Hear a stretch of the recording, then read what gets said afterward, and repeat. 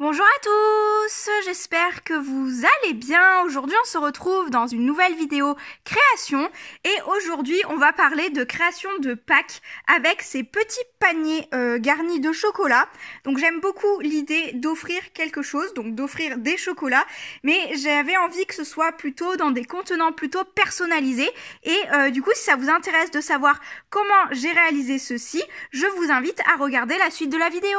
Donc on est actuellement jeudi, Pâques c'est dimanche et je viens juste de réaliser que je n'avais rien préparé, hormis la couronne de Pâques que vous avez vue la dernière fois dans une vidéo. Du coup je me suis dit ben Manon, ça serait temps quand même de faire des petits paniers de Pâques pour faire des petits cadeaux. Voilà, je voulais pas acheter un paquet de chocolat et l'offrir tel quel, donc je me suis dit que j'allais fabriquer mes petits paniers. Donc bien évidemment l'idée ne vient pas de moi, j'ai trouvé ça sur Pinterest et j'ai mélangé 2-3 tutos ensemble pour pouvoir faire un petit peu mon idée.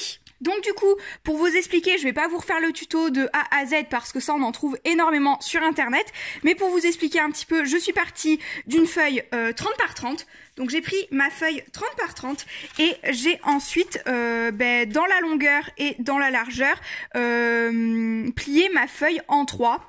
Donc voilà, ici ça fait 10 cm, 10 cm et 10. De l'autre côté, c'est exactement la même chose et sur le bas et le haut, j'ai découpé donc un tiers de chaque côté, ce qui nous donne ceci. Donc je vous laisse voir la forme, c'est vraiment pas compliqué. J'ai tout plié dans le même sens. Et voici ce que l'on a. J'ai également pris une petite bande de 30 cm de long également. Elle doit faire 2-3 cm de large. Je pense que c'est pas le truc le plus important. Oui voilà, elle fait 2 cm de large. Donc ça permet de faire la anse du panier. Donc là, je vais venir assembler tout ceci. Donc il n'y a rien de bien compliqué. En fait, je vais les assembler comme ceci avec une attache parisienne et la petite anse du coup. Donc comme ceci. Voilà la forme, ce que ça donne. J'ai bien mis les angles comme ceci. Moi, j'ai fait le choix d'arrondir tous les bords avec ma petite perfo parce que j'aime énormément les bords arrondis. Je suis pas très fan des bords bien droits. Mais ça c'est chacun sa préférence. Donc je vais faire ceci. Je prends mes petites attaches parisiennes. Donc là j'ai du papier plutôt violet. Je vais prendre mon lot d'attaches parisiennes qui est un petit peu violet également. Donc ça vous avez dû le remarquer que je fais beaucoup moins de haul action que quand j'ai commencé ma chaîne YouTube. Tout simplement parce que j'achète beaucoup moins de choses vu que je stocke et que je m'en sers pas. Donc là c'est décidé. Les attaches parisiennes je sais jamais comment les utiliser. Et bien là j'ai trouvé une petite technique. Voilà, je perds mes cheveux, c'est impressionnant. Entre les poils de chat et les cheveux, chez moi, on est servi. Bref, c'était pas le sujet de la vidéo. J'ai fait mon premier petit panier comme ceci. Donc j'ai décoré un petit peu de la même façon, enfin un petit peu avec les mêmes décors. Donc on a une petite attache parisienne avec un petit cœur, des fleurs, un papillon et des petits stickers comme ceci à paillettes. Et en fait de l'autre côté j'ai à peu près la même chose, c'est une attache parisienne en cœur, il y a des fleurs, des petites choses pailletées et des cœurs et un papillon encore une fois. Donc voilà, c'est pas le même motif des deux côtés mais ça s'y rapproche. Et j'ai mis des petits chips au fond parce qu'en fait en prenant un papier 30 par 30 mon panier est énorme, mais bien évidemment vous pouvez les faire beaucoup plus petits sur une feuille 20 par 20, vous n'aurez pas forcément besoin de compléter avec des chips au fond, mais bon moi j'avais envie de faire ça grand, voilà, j'aime bien les grandes créations. Et je vais assembler ça comme je vous ai dit, donc j'utilise juste un petit pic.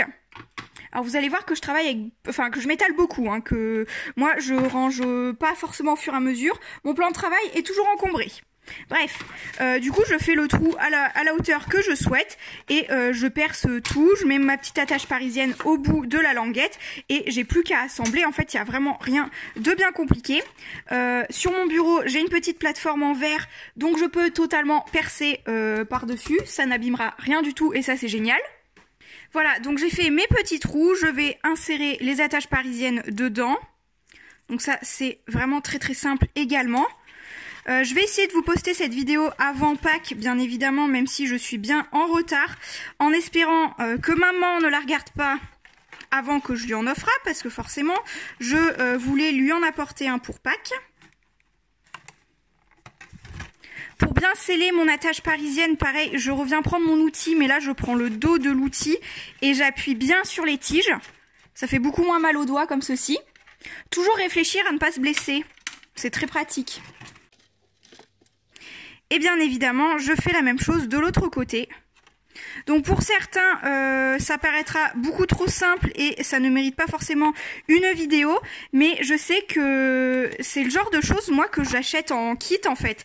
Et je voulais montrer également que vous n'avez pas besoin de kit pour faire les choses vous-même. Très clairement, au départ, moi, c'est ce que je faisais, je marchais beaucoup avec des kits, tout préfaits, etc. Et en fait, il y a des choses que vous pouvez faire également très très facilement tout seul, enfin... Et puis il y a la satisfaction de l'avoir fait entièrement tout seul. Partir d'une feuille 30 par 30, pareil, des blocs Action 30 par 30, j'en ai acheté des tonnes au tout départ que j'allais à Action.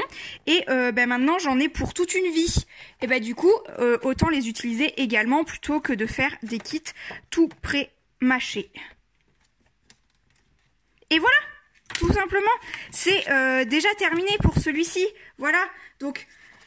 je vais venir le décorer peut-être avant de mettre quelque chose dedans, mais je pensais partir sur un petit peu la même décoration que l'autre et utiliser ces deux grosses fleurs qui sont ni bleues ni violettes. Je trouvais que ça pouvait bien aller avec. Je vais peut-être reprendre aussi cette planche là, je suis pas sûre. À voir, je sais pas trop. Sur quoi on va partir, je réfléchis en même temps. Toujours des fleurs, si, des fleurs, c'est très bien. Je pense en offrir un à ma maman, pardon, et un à la maman de mon chéri, parce que je suis invitée lundi, pour le lundi de Pâques, à manger chez eux. Donc, c'est très, très sympathique. Ah, mais là, il y a des petites fleurs. Je vais utiliser celle-ci. Je vais faire le même décor, à peu près pareil. Je vais prendre mes petites fleurs, comme tout à l'heure, et je vais les mettre sur... Comme j'ai pas mis de colle sur les embranchements... Enfin, sur les endroits où le papier se rejoint, ça solidifiera un petit peu tout ça. Voilà. Donc après, c'est de l'assemblage, de la décoration. Je vous montre ça quand j'ai terminé de plus près. Voilà pour ce qui est de cette vidéo. J'espère qu'elle vous aura intéressé et pourquoi pas inspiré pour vos créations. N'hésitez pas à me faire vos retours dans les commentaires ou à la liker. Ça me ferait très plaisir de savoir ce que vous en pensez. Et je vous retrouve très très bientôt dans de prochaines vidéos. Ciao!